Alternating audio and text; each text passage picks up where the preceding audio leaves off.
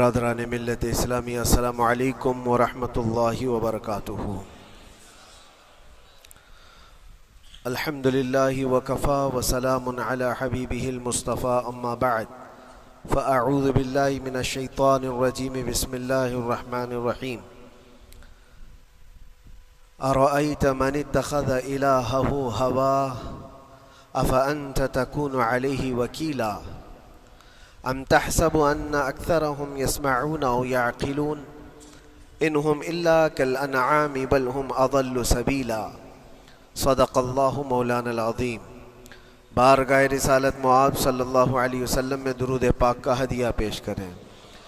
اللہم صلی علی سیدنا و مولانا محمد معدن الجود والکرم وآلہ واصحابہ الکرام وابنہ الکریم وبارک وسلم صلاة دائمة سرمدا ابدا۔ رب ذوالجلال قرآن عظیم میں یوں ارشاد فرماتا ہے، اے رسول کیا آپ نے نہیں دیکھا ان لوگوں کو جنہوں نے اپنی خواہشات کو اپنا خدا بنا لیا ہے، اپنی خواہشات کو اپنا معبود بنا لیا ہے، جو وہ چاہتے ہیں اسی کے پیچھے بھاگتے ہیں، اس کی عبادت کرتے ہیں۔ اور اللہ تعالیٰ فرماتا ہے، اے نبی کیا آپ ایسوں کی سفارش کریں گے اور ایسوں کے آپ وکیل بنیں گے جو اپنے خواہشات کے پجاری ہیں؟ اور اللہ فرماتا ہے ان میں سے تو اکثر ایسے ہیں کہ انہیں عقل نہیں ہے، وہ جانوروں سے بھی بدتر ہیں، جو اپنے خواہشات کے پیچھے بھاگ رہے ہیں۔ شیخ اعظم سیدنا محی الدین ابن عربی رحمۃ اللہ تعالی علیہ، ان کی کئی چیزیں لوگوں میں ایسی بھی مشہور تھی کہ شیخ محی الدین ابن عربی ایسے ایسے الفاظ بول جاتے ہیں جو شریعت میں ہوتے نہیں ہیں۔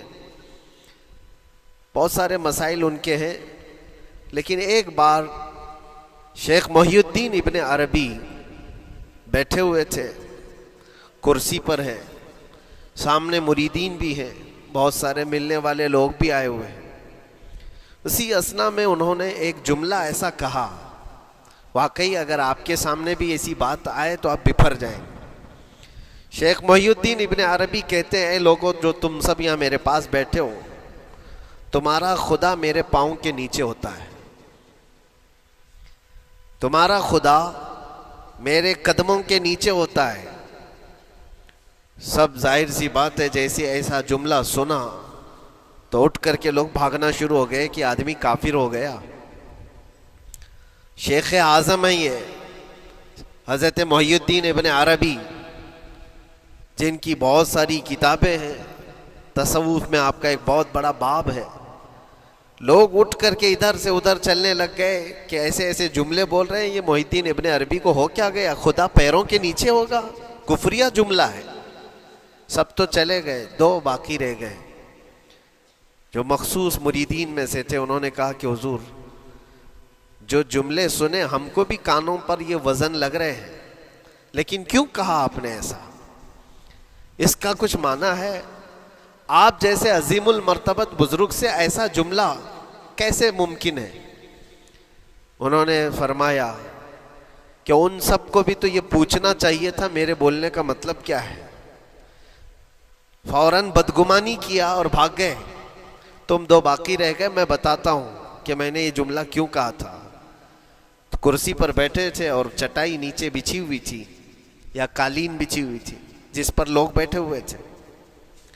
آپ نے اپنے ان دو مریدین سے کہا یہ چٹائی اٹھاؤ۔ چٹائی اٹھائی تو دیکھا وہاں پر سونے کے چاندی کے سب سکے رکھے ہوئے تھے جو شیخ محی الدین ابن عربی کے پیروں کے نیچے تھے۔ کہا وہ جتنے آئے تھے وہ اسی کی عبادت کرتے تھے، اس لیے میں نے کہا کہ تمہارا خدا میرے پاؤں کے نیچے ہوتا ہے۔ وہ خواہشات کے پجاری ہیں، میں نے اللہ نہیں کہا۔ اللہ رب العزت وہ قادر مطلق ہے، میں نے کہا جس کی تم عبادت کرتے ہو، جس کو تم خدا بنائے رکھے ہو، وہ میرے پیروں کے نیچے ہوتا ہے۔ اور حقیقت ہے میرے عزیزوں، جنہوں نے خواہشات کے پیچھے بھاگنا شروع کیا، در حقیقت وہ اپنا خدا بنا چکے ہیں ان کو۔ کیا ایسا نہیں ہوتا ہے کہ جو بندہ ضدی طبیعت کا ہوتا ہے، چاہ لیتا ہے کہ یہ مجھے چاہیے تو چاہیے، یہ مجھے چاہیے تو چاہیے. یہ جو ضد ہے اپنی خواہش کو پوری کرنا، یہاں پر کہا گیا ہے کہ وہ اپنی خواہش کی عبادت کر رہا ہے، اس کے پیچھے بھاگ رہا ہے. اسی لیے اللہ کے نبی صلی اللہ تعالیٰ علیہ وسلم کی ایک حدیث میں آپ کو سناؤں. حضور اکرم صلی اللہ علیہ وسلم ارشاد فرماتے ہیں لا یؤمن احدکم حتی یکون ہواہ تبعا لما جئت بہ. تم اس وقت تک پورے مومن نہیں ہو سکتے جب تک کہ اپنی خواہشات کو میری مرضی کے مطابق نہیں بنا دو گے. حضور کے قدموں میں لا کر اپنی ہر خواہش کو قربان کرنا ہو. یہ نہیں کہ میری چاہت تو ایسی ہے، میں خواہش ایسی رکھتا ہوں لیکن شریعت ایسا کہتی ہے. یہ جب ٹکراؤ آیا تو سمجھ لو کہ تمہارے اندر ایمان آیا ہی نہیں ہے، تم مومن نہیں ہو. مومن وہ ہے جہاں دنیا کی ساری خواہشات وہ حضور کے قدموں پر قربان کر دیتا ہے، اس کی اپنی کوئی خواہش نہیں ہوتی. اسی لیے میں اکثر یہ کہتا ہوں ان نوجوانوں سے جن کو کچھ نصیحت کی جائے تو وہ کہتے ہیں کہ مولانا ہماری لائف ہے، ہمیں انجوائے کرنے دی جائے. یہ ابھی تو ہماری لائف ہے، ہماری اپنی لائف کو ہمیں انجوائے کرنے دیا جائے. نادان، کس نے کہا کہ تیری اپنی لائف ہے؟ تیری لائف ہے کہاں؟ زندگی یہ نہیں کسی کی کسی کے لیے، زندگی ہے نبی کی نبی کے لیے. اور نہ سمجھ مرتے ہیں زندگی کے لیے، ارے جینا مرنا ہے سب کچھ نبی کے لیے. جو خواہشات کو لا کر کے حضور کے قدموں پر رکھ دیتا ہے تو پھر وہ کہتا ہے میرے عزیزوں، وہ پھر آ کر کے یہ کہتا ہے اپنی خواہشات، اپنی طبیعت جہاں سب مر جاتی آدمی کی، اس کی اپنی کچھ نہیں ہوتی، تب اس مومن کی زبان سے یہ نکلتا ہے یا رسول اللہ زمین و زمان تمہارے لیے، مکین و مکان تمہارے لیے، چنین و چنا تمہارے لیے، بنے تو جہاں تمہارے لیے، ہم آئے یہاں تمہارے لیے، اٹھے بھی وہاں حضور کے لیے. اس کا اپنا کچھ نہیں ہوتا. اپنی خواہش ہوگی تو میں کرتا رہے گا، اور جتنی خواہشات کے پیچھے بھاگتا رہے گا دنیا اس کا پیچھا کبھی نہیں چھوڑتی، اور نہ ہی دنیا اس کو کبھی سیراب ہونے دے گی، کبھی پیٹ بھرنے دے گی ہی نہیں. وہ بھوکا ہی رہے گا، وہ پیاسا ہی رہے گا جو دنیا کے پیچھے بھاگتا ہے. ایک مرتبہ سیدنا عبداللہ ابن مسعود رضی اللہ تعالیٰ عنہ غمگین بیٹھے ہوئے تھے، کسی بات کا غم ہوگا. نبی پاک صلی اللہ تعالیٰ علیہ وسلم کا گزر ہو رہا تھا، آپ نے دیکھا، حضرت عبداللہ ابن مسعود سے پوچھا کہ غم کیوں ہے؟ تو آپ خاموش رہے. تو اللہ کے نبی صلی اللہ علیہ وسلم نے ایک جملہ فرمایا جو آج ہم سب کے لیے سبق ہے میرے عزیزوں. فرماتے ہیں لا تکثر ہمک ما یقدر یکن. اپنے غم کو زیادہ مت بڑھا، جتنا لکھا ہے اتنا مل کے رہے گا. وما ترزق یأتک. جتنا اللہ نے رزق لکھا ہے وہ آ کر رہے گا، وہ تیرے پاس آ جائے گا. غم کب بڑھتے ہیں انسانوں کے؟ ہمارے اندر جو ٹینشن جس کو آپ کہہ رہے ہو، فرسٹریشن کہہ رہے ہو، یہ سب چیزیں انسان کی زندگی میں کب آتی ہیں؟ جب یہ اپنی لو اور اپنی خواہشات دنیا سے لگاتا ہے. خالق سے اگر لگاتا ہے تو پھر اس کے غم نہیں بڑھتے، بلکہ غموں کا مداوا ہے. اسی لیے بزرگوں نے فرمایا کہ اگر ٹینشن فری جینا چاہتے ہو تو انسانوں سے امیدیں کم کر لو، اللہ کی ذات سے یقین بڑھا لو، اس کی ذات سے یقین بڑھاؤ. ہم نے دیکھا ہے اپنی زندگی میں جس سے ہم ملتے رہے، جس سے کچھ خواہشیں رکھتے رہے یا جس کے متعلق کچھ امیدیں وابستہ کر رکھی، یہاں امیدیں ٹوٹ جاتی ہیں، پھر انسان کا غم بڑھتا ہے، انسان مغموم ہو جاتا ہے.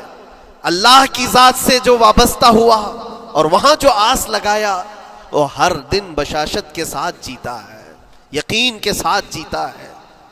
اسی لیے میرے عزیزوں، یہاں جس نے بھی اپنے خواہشات کو دنیا کے ساتھ لگایا ہے اسے کم کرنا ہے.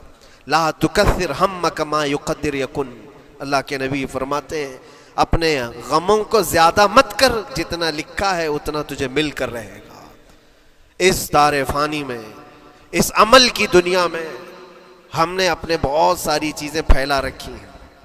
ایک چیز میں آپ کو بتاؤں کہ کبھی کبھار میں دیکھتا ہوں موبائل کو، اب سب کے ہاتھوں میں موبائل ہے، اور کبھی کبھار یہ اسٹک بھی ہوتا ہے. اچھی اچھی کمپنیوں کے موبائل بھی اسٹک ہو جاتے ہیں. یا تو کبھی بہت زیادہ بیٹری گرم ہو جاتی ہے اور موبائل بھی گرم ہونے لگتا ہے. پھر اس کا حل کیا ہے؟ ایکسپرٹ سے پوچھتے ہیں موبائل کبھی ہینگ ہو رہا ہے یا کبھی بہت بیٹری گرم ہو رہی ہے, اس کے ریزن کیا ہے؟ تو وہ ایکسپرٹ یہی بتاتے ہیں کہ اس کے اوپر اوور لوڈ ہو سکتا ہے, بہت زیادہ اس میں ڈیٹا جمع ہو چکا ہے اور پھر بیک گراؤنڈ میں ایکٹیو ہے بہت زیادہ, جس کی وجہ سے بیٹری ہارمفل ہے, بہت زیادہ گرم ہو جاتی ہے. یا تو پھر ایک ساتھ کئی چیزیں اس کے اندر ڈال دی جاتی ہیں تو اس کا پروسیس کم ہو جاتا ہے, اسٹک ہو جاتی ہے. یہ تو موبائل ہے جو تمہیں سکھا رہا ہے. یہی چیز ہے دنیا کے ہمارے اس لائف میں, ہماری زندگی میں بہت زیادہ چیزیں اگر دماغ میں آ جاتی ہیں تو پھر دماغ گرم بھی ہو جاتا ہے اور اسٹک بھی ہوتا ہے, ہر چیز سوچنے سے بھی عاری ہو جاتا ہے, صحیح طریقے کے فیصلے نہیں لے پاتا. اچھا نقصان کیا ہے اس کا؟ سیم ہم نے موبائل ایکسپرٹ سے بھی پوچھا, جب موبائل بہت زیادہ گرم ہونے لگے یا اسٹک ہونے لگے تو اس کو کیا کرنا چاہیے؟ تو ایکسپرٹس بتاتے ہیں کہ اس کے ریڈیشن بہت زیادہ ہوتے ہیں اس وقت اور یہ نقصان پہنچا سکتا ہے. جو استعمال کر رہا ہے اس کے دماغ پر بھی اثر کرے گا, آس پاس کے لوگوں پر بھی اثر کرے گا. ایک موبائل کے اوپر اگر زیادہ لوڈ آ جائے تو اس کے ریڈیشن آس پاس سب کو خراب کرتے ہیں. یہی حال انسان کی زندگی کا ہے. تمہارے دماغ کے اوپر اگر غم زیادہ بیٹھ گئے اور بہت زیادہ دماغ حاوی ہو گیا تو خود کا تو نقصان کرو گی ہی, آس پاس جتنے ہیں سب کا نقصان کرو گے. تمہاری وجہ سے تمہارے ماں باپ بھی پریشان, تمہاری اولاد, تمہارے بیوی بچے سب اس پہ ان سب چیزوں میں ملوث ہو جاتے ہیں. اب اس کا علاج کیا ہے؟ کہا گیا موبائل کو آف کر دو, ڈیٹا کم کر دو, اس کے اندر سے کچھ چیزیں ڈیلیٹ کر دو, پھر یہ اپنے نارمل حالت میں آ جائے گا. سیم آپ کے لیے بھی ہے, دماغ میں دنیا کے بہت سارے فطور بھرے ہو تو تھوڑی چیزیں ڈیلیٹ کر دو, تھوڑے دنوں کے لیے اپنی اس ایکٹیو لائف کو روک دو اور آ جاؤ اللہ کی بارگاہ میں اور آنکھ بند کر کے اس کی طرف لو لگاؤ. اس لیے کہ ہماری بیٹری جو چارج ہوگی وہ خالق کائنات سے ہی ہوگی, بنانے والا ہی بہتر جانتا ہے اس کی زندگی کس چیز سے چلتی ہے. اور اسی لیے کہا ہے, امام غزالی رحمۃ اللہ تعالیٰ علیہ فرماتے ہیں جو بندہ اللہ کے ذکر سے کئی دن تک غافل ہوتا ہے تو مردہ لاش ہے جو چل رہا ہے, بازاروں میں جو چل پھر رہا ہے, ذکر الہی نہیں کرتا تو اس کی روح ختم ہونے کے قریب آئی ہے, یہ زندہ لاش ہے. یہاں زمانے ہو گئے, مہینوں بیت گئے, برسوں ہو جاتے ہیں, کتنے دن ایسے ہیں آپ نے اللہ کے ذکر کے لیے الگ سے وقت نکالا ہو؟ کہاں ہے وقت؟ نماز بھی ایسے پڑھ کر کے بھاگ جاتے ہیں جیسے لگتا ہے کہ کوئی چیز ہمارے اوپر سوار تھی, جلدی سے ہٹا دی اور بھاگ گیا. نہیں میرے عزیزوں, ہماری روح جب بیمار ہوتی ہے, ہماری روح کو جب بھوک لگتی ہے تو اللہ کے ذکر سے اس کا علاج بھی ہوتا ہے اور اس کو رزق بھی ملتا ہے. لیکن ہم رزق دیتے ہی نہیں. کبھی آپ نے دیکھا ہماری باڈی کو, صبح ناشتہ نہ کرو, دوپہر میں کھانا نہ کھاؤ تو شام تک ہمارا جسم ہچکولے لینے لگتا ہے, چکر آنے لگ جاتے ہیں. کیوں؟ جسم 2 وقت کے کھانے کو چھوڑنا برداشت نہیں کر پاتا, کمزوری آ جاتی ہے. جسم کو بھوک لگتی ہے, ہمیں کھانا دینا اسے ضروری ہے. اسی طرح اللہ نے ہماری جو روح بنایا ہے, روح کو بھی رزق کی ضرورت ہے. اور روح کا رزق کیا ہے؟ روح کا کھانا پینا کیا ہے؟ کاجو بادام میوے پستے کھا کر کے روح کو طاقتور نہیں بنا سکتے. فرمایا گیا روح کی غذا اللہ کا ذکر ہے. جب بندہ اللہ کا ذکر کرتا ہے تو اس کی روح کو طاقت ملتی ہے اور روح کمزور نہیں رہتی, طاقتور بن جاتی ہے. عزیزان گرامی وقار, پھر میں خلاصتاً یہ بات کہوں گا کہ ہم نے دنیا میں اتنی ساری چیزیں پھیلا لی ہیں, اتنے سارے, جس کی وجہ سے غموں کا بوجھ ہمارے دماغ پر طاری ہے. اور ایک وقت وہ آئے گا جب ساری چیزیں چھوڑ کر کے فوراً بھاگنا پڑے گا, نکلنا پڑے گا. کچھ لوگوں کے متعلق کہا گیا ہے کہ روح نکلنے کے وقت اس کو بہت تکلیف ہوتی ہے, سب کے لیے نہیں. کچھ ایسے لوگ ہیں جن کی روح نکلنے کے وقت درد زیادہ ہوتا ہے, تکلیف زیادہ ہوتی ہے مرنے کے وقت. پوچھا گیا کیوں؟ کہا کہ یہ روح جو ہے اس کی ساری بنائی ہوئی چیزوں میں اٹکی ہوئی ہے, اس کی اولاد میں بھی ہے, اس کے مال میں بھی لگی ہوئی ہے، اس کے گھر میں بھی لگی ہوئی ہے، اس کے جائیداد میں بھی لگی ہوئی ہے۔ روح جب نکل رہی ہوتی ہے ان سب چیزوں سے بھی نکل رہی ہے، جہاں جہاں اس کی خواہشات لگی ہوئی تھی سب جگہ سے کھینچا جا رہا ہے، تو درد بڑھتا چلا جاتا ہے، تکلیف بڑھتی چلی جاتی ہے، اور پھر وہ جب دیکھ رہا ہوتا ہے خالی ہاتھ جا رہا ہو، تکلیف زیادہ ہوتی ہے۔ اسی لیے میرے عزیز و اللہ کے نبی صلی اللہ تعالیٰ علیہ وسلم کا جب آخری وقت آیا، آپ کے وصال کا وقت آیا، حضور نے اپنی بیویوں کو بلایا، ازواج مطہرات کو بلایا اور پوچھا کہ کس کے پاس کتنا سونا ہے، کتنا زیور ہے۔ ازواج مطہرات نے کہا میرے پاس اتنا ہے، ان کے پاس اتنا ہے، سب نے اپنے چاندی سونے کے زیورات لا کر پیش کر دیا۔ حضور پاک صلی اللہ علیہ وسلم نے فرمایا اے میری بیویوں، اے میری ازواج، اگر تم چاہو تو یہ سب اللہ کی راہ میں خیرات کر دو، اللہ کی راہ میں اس کو وقف کر دو، خیرات کر دو۔ بیویوں نے پوچھا یا رسول اللہ صلی اللہ علیہ وسلم، کیا آج سے سونا چاندی پہننا حرام ہو گیا ہے؟ کیا ہمارے لیے ناجائز ہو گیا ہے؟ نبی پاک صلی اللہ علیہ وسلم نے فرمایا نہیں، زینت تو تمہارے ہی لیے ہے، سونا اور چاندی تمہارے لیے ہے، حرام نہیں ہے، ناجائز نہیں ہے، لیکن میں دیکھ رہا ہوں میری زندگی کا آخری وقت آ گیا، میں رب ذوالجلال کی بارگاہ میں جانے والا ہوں، میں یہ چاہتا ہوں کہ اس حال میں دنیا سے جاؤں کہ میرے گھر میں سونا چاندی کا کوئی ٹکڑا پڑا ہوا نہ ہو اور اللہ کی بارگاہ میں فقیر اٹھایا جاؤ۔ یہ نبی پاک صلی اللہ تعالیٰ علیہ وسلم کی خواہش ہے کہ میں اللہ کی بارگاہ میں اس حال میں جاؤں کہ میرے گھر میں کوئی چیز رکھی ہوئی نہ ہو، سونا اور چاندی، مال و دولت۔ کیونکہ میرے عزیزوں اسی سے اندازہ کرو انسان اپنی خواہشات میں اتنا گھر جاتا ہے کہ اس سے نکلنا اس کے لیے مشکل ہوتا ہے، اور روح نکلنے کے وقت یہی تو تکلیف ہوتی ہے کہ کہاں کہاں کیا کیا بنایا تھا، کتنا جمع کیا تھا، حساب کرتے کرتے اس کی روح نکل جاتی ہے۔ ہم نے دیکھا ہے، میں اپنا ایک تجربہ بتاتا ہوں، عمرہ سے ہم واپس آ رہے تھے، 40 لوگوں کا قافلہ تھا، ایئرپورٹ پر پہنچے، بہت تاخیر ہو چکی تھی اور فلائٹ کا وقت بہت کم رہ گیا تھا، اور حاجی لوگ ماشاءاللہ جاتے ہیں تو خوب بھر بھر کر کے سامان بھی لیتے ہیں، کیا کیا سامان تھے سب کے پاس، اور ہمارا بار بار جانا آنا ہوتا ہے، میں کبھی کوئی زیادہ چیزیں رکھتا نہیں۔ ہم تو آگے نکلے، گروپ پورا تھا اور سارے لوگ سامان لے کر کھڑے تھے، وقت گزرتا گیا، فلائٹ جہاں چیک ان ہو رہا تھا سامان، انہوں نے کہا کہ 25 کلو سے زیادہ کا الاؤڈ نہیں ہے، اور یہاں 40 کلو لے کر بیٹھے ہوئے تھے، میرا تو تھوڑا سا لے لے، تیرا تو تھوڑا سا لے لے، ایک دوسرے کو پیش کر رہے ہیں۔ 3-4 لوگوں نے تو مجھے پکڑایا کہ آپ کے پاس سامان کم ہے مفتی صاحب، آپ تھوڑا سا ہمارا لے لو، جس کا لے سکتے تھے لے لیا۔ پھر اس کے بعد 1 گھنٹے سے کم ٹائم بچا تھا، انہوں نے کاؤنٹر کلوز کر دیا۔ میں نے دیکھا 20 سے 25 حاجی ایسے ہیں جن کا سامان بکھرا ہوا ہے، اور کیا لے جا سکتے ہیں ہاتھ میں، وہ بھی 7 کلو 8 کلو اتنا ہی تھا۔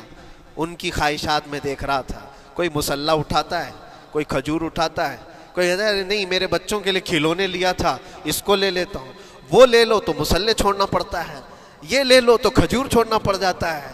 کسی نہ کسی طرح سے وہ لوگ آخری وقت 2-4 چیزیں لے کر کے نکل رہے تھے، اور بکھرا ہوا پورا سامان ایئرپورٹ پر ایسے ہی موجود تھا، 1-2 کلو نہیں، کتنے کلو کا سامان چھوڑ کر کے یوں ہی آنا پڑا۔ یا تو پھر فلائٹ کے سفر پہ جاؤ یا سامان میں لگے رہو، 2 ہی آپشن تھے، اور کون وہ چھوٹے سامان کے لیے اپنا سفر ملتوی کرتا۔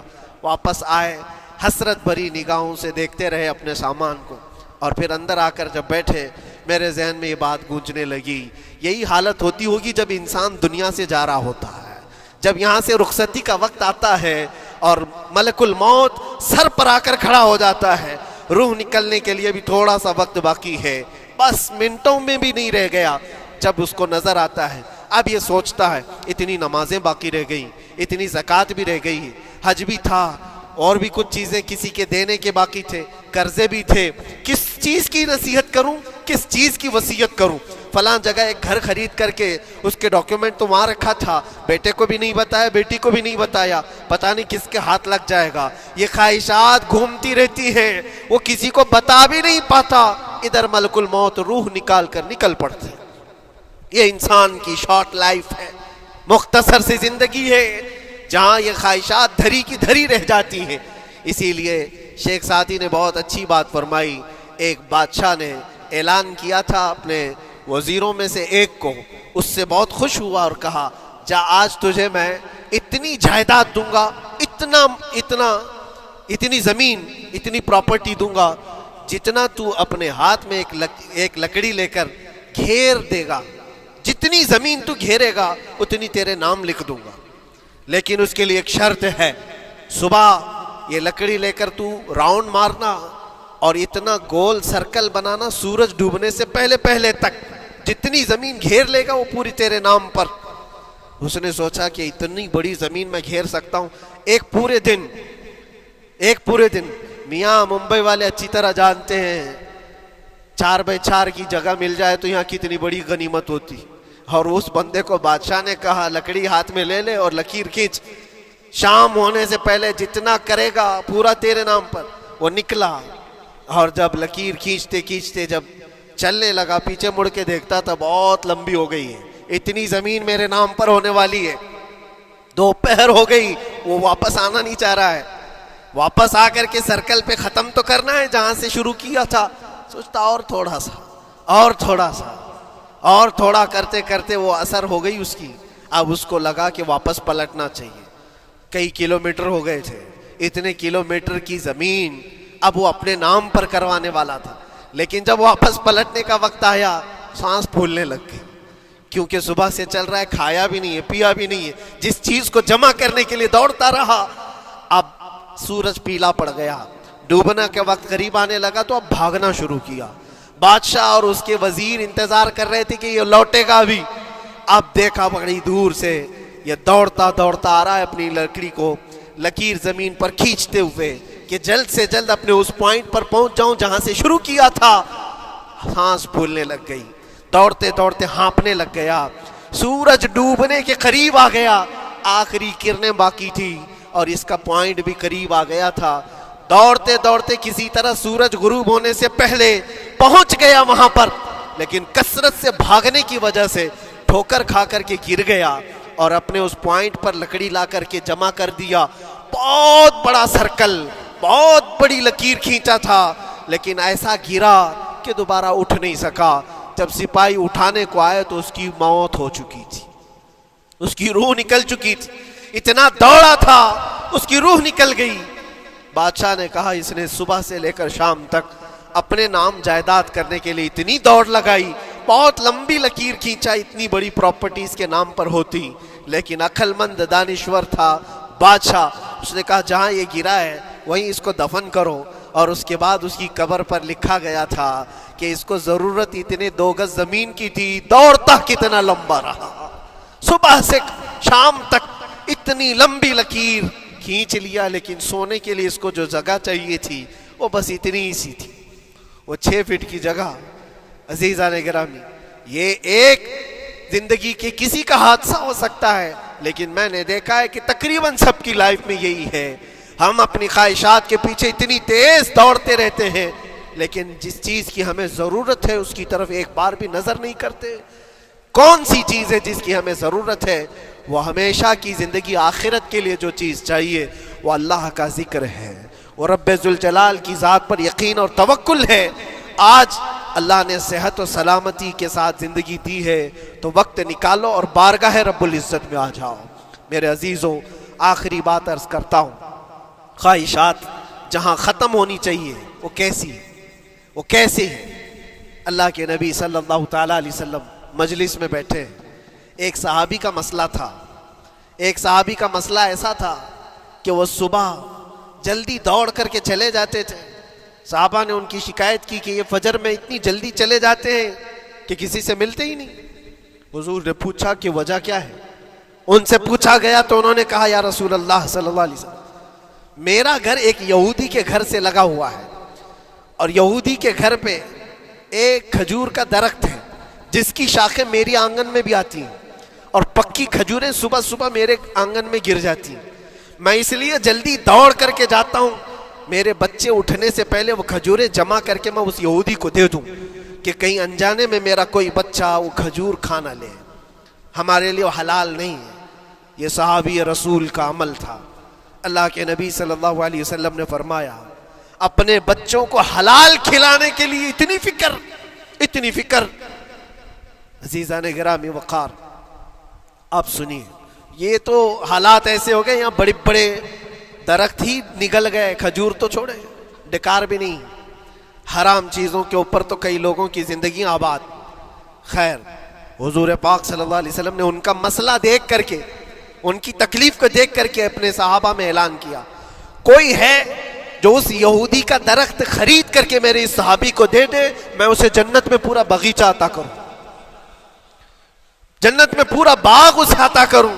صحابہ، ظاہر سی بات ہے، ایک بار حضور نے فرمایا تو پھر اس کو حاصل کرنے کے لیے ایسی دوڑ لگتی تھی، سب گئے، میں حاصل کر لوں، میں حاصل کر لوں۔ اب اس یہودی کو منانا تھا کہ تو ایک درخت جو ہے اپنے پڑوسی کو بیچ دے، آنگن میں اس کے ہے، بیچ دے۔ اب اس کو لگا کہ ان لوگوں کی ضرورت ہے، مجبوری ہے، تو وہ بھی اکڑ کر بیٹھا کہ مجھے بیچنا نہیں، مجھے دینا نہیں۔ اب سنیے میرے عزیزوں، مدینے میں ایک صحابی ہیں ابو دحداح، اللہ اکبر، کبھی میں پڑھتا ہوں تو حیرت ہوتی ہے۔ ابو دحداح مدینے کے اس صحابی کا نام ہے جن کا باغیچہ پورے مدینے میں سب سے مشہور ہے، ان کی کھجوریں سب سے مہنگی کھجوریں، اوالی مدینہ آج بھی مشہور ہے، جہاں کی اجوا کھجوریں بہت پسند کی جاتی ہیں۔ ابو دحداح کا باغیچہ بنا ہوا تھا، بڑا خوبصورت تھا، لوگ مثال دیتے تھے، تعریفیں کیا کرتے تھے، ابو دحداح کا باغیچہ مدینے میں سب سے قیمتی باغیچہ ہے۔ ابو دحداح حضور کی بارگاہ میں آتے ہیں، کہتے ہیں یا رسول اللہ صلی اللہ علیہ وسلم، اگر میں اس ایک درخت کو خرید کر کے وقف کر دوں تو کیا میرے آقا مجھے بھی ملے گا جنت میں؟ اللہ کے نبی نے فرمایا جو میں نے وعدہ کیا ہے وہ تجھے بھی عطا کیا جائے گا۔ ابو دحداح کہتے ہیں اس یہودی کے پاس سیدھے آتے، کہا کہ تو ایک درخت بیچ دے گا، بدلے میں تجھے بہت اچھی قیمت دیتا ہوں۔ اس نے کہا کیا دو گے؟ کہا مدینے میں ابو دحداح کا باغیچہ تمہیں پتہ ہے؟ اس نے کہا ہاں جانتا ہوں، نام بہت سنا ہوا ہے۔ کہا وہ پورا باغیچہ اس ایک درخت کے بدلے دے دیا جائے گا، ایک درخت کے بدلے دے دیا جائے گا۔ اس یہودی نے کہا کیا مذاق کر رہے ہو؟ یہ کیا مذاق ہے؟ میرے آنگن میں اگے ہوئے ایک درخت کی وجہ سے ابو دحداح کا اتنا قیمتی باغیچہ دے دیا جائے گا، یہ کیسے پاسبل ہے؟ اس صحابی نے کہا اللہ کے نبی کی بات ہے، ہم مذاق نہیں کرتے، ہمارے لیے وہ ایک باغیچہ کیا ایسے 70 باغیچے ہوں، نبی پاک کی بات پر ہم سب عطا کر دیں، سب ہم وقف کر دیں۔ اس یہودی نے کہا کہ ان کی تو مت ماری گئی ہے مسلمانوں کی، یہ دیکھو اپنے نبی کی بات پر اتنا قیمتی باغیچہ مجھے دینے کو تیار ہے۔ اور پھر اس نے سوچا سودا بھی تو اچھا ہی ہے، باغیچہ تو ملے گا ہی، لیکن جو میں درخت بیچ رہا ہوں یہ جائے گا کہاں؟ یہ بھی تو میرے آنگن میں ہی رہنے والا ہے۔ درخت اگر کوئی خرید لیا تو ایسا تو نہیں ہے کہ یہ درخت وہاں جائے گا، یہ تو میرے آنگن میں ہی ہے، سودا کر لیا۔ کہا بات اگر سچی ہے تو میں یہ درخت اپنے پڑوسی کو جو تمہارا دوست ہے مسلمان اس کو دے رہا ہوں، بدلے میں مجھے ایک باغیچہ دے دو۔ ابو دحداح نے اسی وقت لکھ کر کے دے دی، یہ باغیچہ تیرے نام کا ہے۔ سوچو میرے عزیزوں، جس کو سینچا ہو محنتوں سے، جس باغیچے کو سجایا ہو، وہ راستے میں کھڑے ہو کر کے اس کا سودا کر رہے ہیں، کس بات پر؟ حضور پاک کی بات تھی، رسول اللہ کا فرمان تھا۔ آئے، ان کی بیوی ان کے بچے، باغیچے میں ہی گھر بنا ہوا تھا، نہایت ٹھنڈا گھر ہوا کرتا تھا، وہ لوگ سکون کے لیے وہاں بیٹھتے تھے۔ ابو دحداح اپنے باغیچے کے دروازے پر آئے، پھاٹک پر، اندر نہیں آتے، باہر کھڑے ہو کر کے اپنی بیوی کو پکارتے، ام دحداح پوچھتی ہے، وہ آواز آتی ہے کیا ہوا اندر کیوں نہیں آتے؟ باہر کھڑے ہو کر ابو دحداح کہتے ہیں بیگم باہر آ جا، یہ باغیچہ بک چکا ہے، اب ہمارا نہیں ہے، سامان لے، بچے لے اور باہر آ جا۔ بیوی نے کہا یہ کیسے اچانک؟ نہ کچھ کہا نہ کچھ بتایا، لیکن وہ عورتیں دنیا دار عورتیں نہیں تھیں، وہیں سے اندر سے کہتی ہے ابو دحداح میرا تم پر یقین ہے اگر سودا کیا ہوگا تو بہت بھاری سودا کیا ہوگا، ورنہ ابو دحداح کا باغیچہ مدینے میں بیچے جانے کے قابل نہیں ہے، کون ہے جو اس کی قیمت لگائے گا؟ میرا گمان یہ ہے کہ میرا شوہر اگر سودا کیا ہوگا تو بہت اونچا سودا کیا ہوگا۔ ابو دحداح نے کہا میری رفیق حیات باہر تو آ جا، میں تجھے بتاؤں کون سا سودا کیا ہے، باہر آ جا۔ بچوں کو لیتی اپنا سامان سمیٹتی ہے، اور اسی وقت باغیچہ چھوڑ کر کے باہر نکل آئی۔ ابو دہدا سے پوچھتی ہے یا اچانک سودا کرنے کی کیا ضرورت پیش آئی؟ یہ اس طرح سے اچانک تم نے سودا کر لیا اور مجھے باہر بلایا؟ کیا سودا کیا؟ کتنے پہ بیچا؟ ابو دہدا نے کہا میرے ہاتھ میں پیسہ تو 1 روپیہ نہیں، 1 درہم نہیں ہے۔ کہا پھر کتنے میں بیچا؟ کہا اندازہ بھی نہیں کر سکتی۔ اللہ کے نبی نے فرمایا میرے اس صحابی کے لیے جو ایک درخت خرید کر کے دے دے اسے میں جنت کا باغیچہ عطا کروں گا۔ میں نے اپنے دوست مسلم بھائی کے لیے اس کا درخت خرید کر کے وقف کیا ہے اور بدلے میں اس یہودی کو یہ باغیچہ دے دیا ہے۔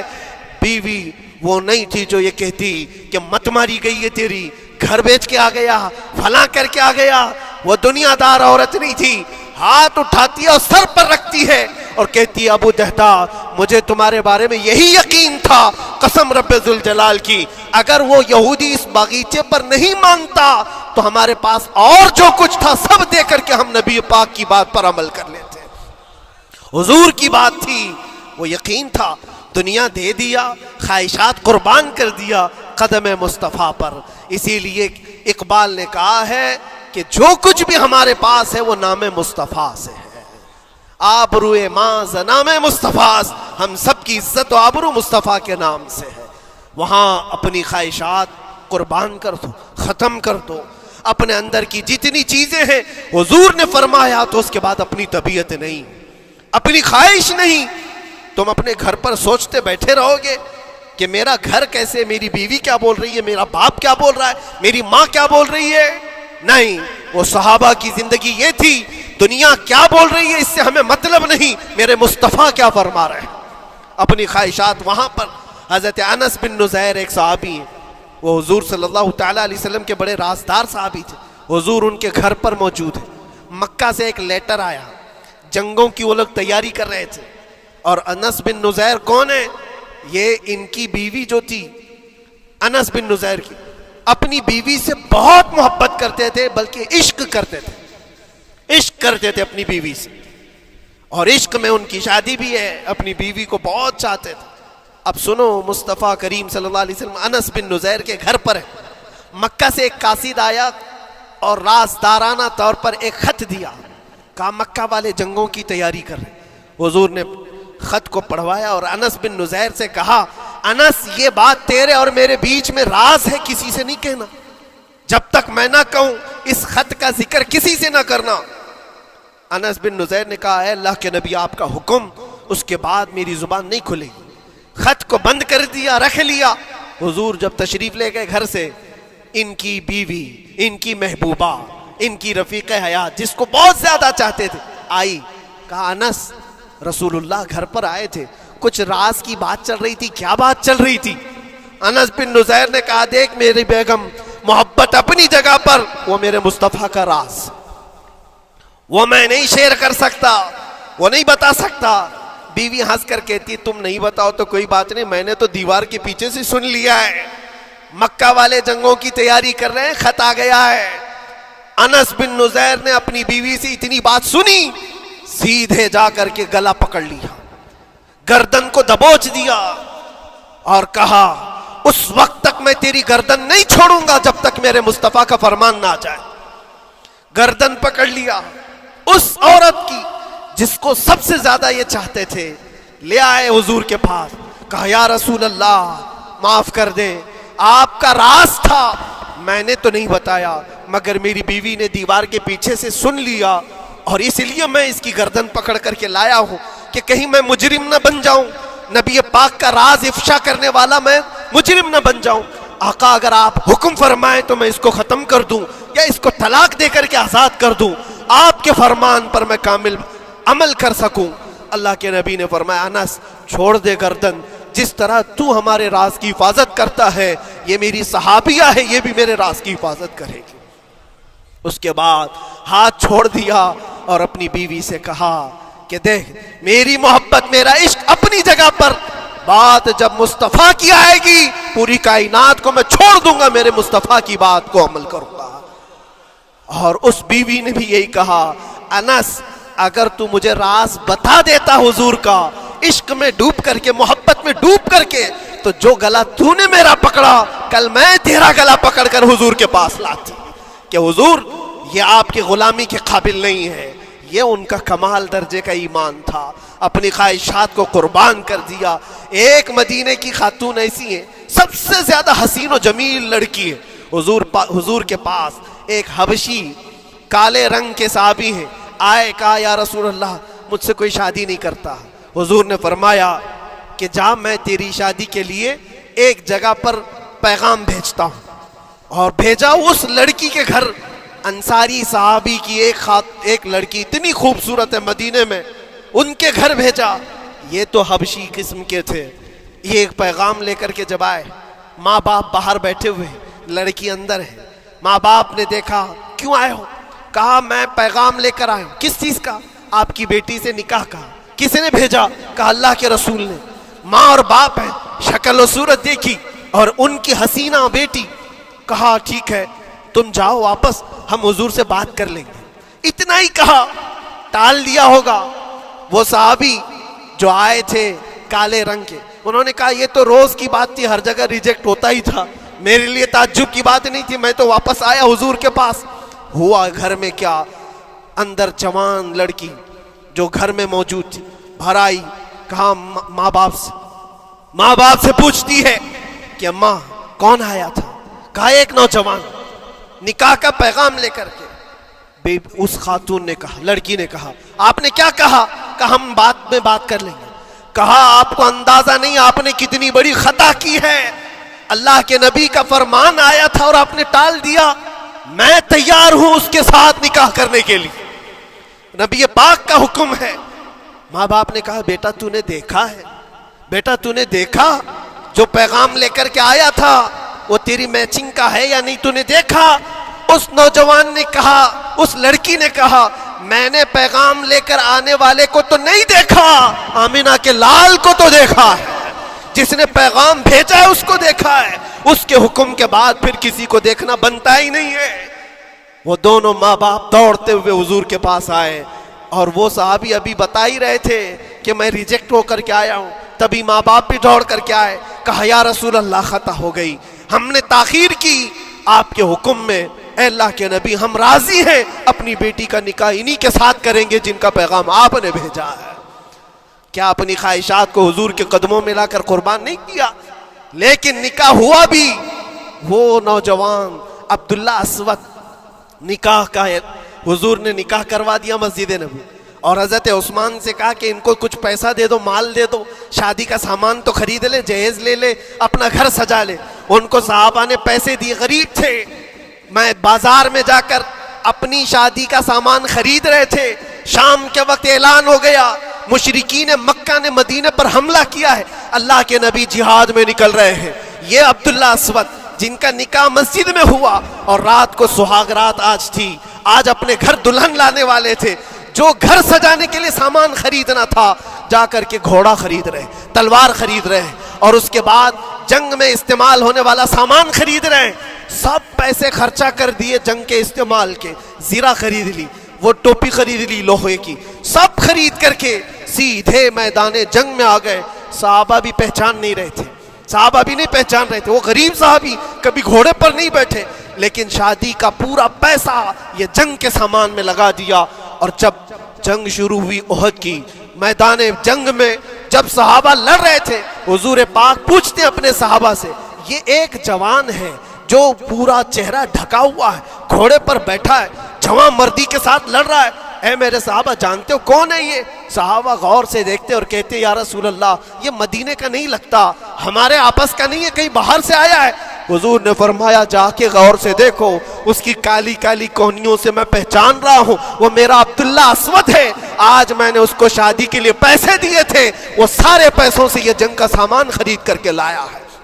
شام ہونے سے پہلے خبر آئی عبداللہ اسود کو ظالموں نے شہید کر دیا تھا, قتل کر دیا تھا, اور وہ مٹی میں گرے ہوئے تھے. حضور خود چل کر کے آئے, عبداللہ اسود کے پاس آ کر کے بیٹھتے ہیں, اور سر اٹھا کر کے اپنی گود میں رکھتے ہیں، چہرے سے دھول کو صاف کرتے ہیں، اور پھر فرماتے ہیں اللہ کے کچھ بندے ایسے ہیں جو اللہ سے کیا ہوا وعدہ پورا کر کے دکھاتے ہیں، ساری دنیا ایک طرف، فرمان مصطفیٰ ایک طرف۔ میرے عزیزوں، یہ خواہشات کی قربانیاں ہیں جب جا کر کے ایمان تکمیل پاتا ہے۔ بس اخیر میں اتنا کہوں گا، ہمارا ایمان صرف اتنا ہونا ہے، انہیں جانا انہیں مانا، نہ رکھا غیر سے کام، للہ الحمد میں دنیا سے مسلمان گیا۔ اٹھو، قوت عشق سے ہر پست کو بالا کر دو، دہر میں نام محمد سے اجالا کر دو۔ وآخر دعوانا الحمدللہ رب العالمین۔ السلام۔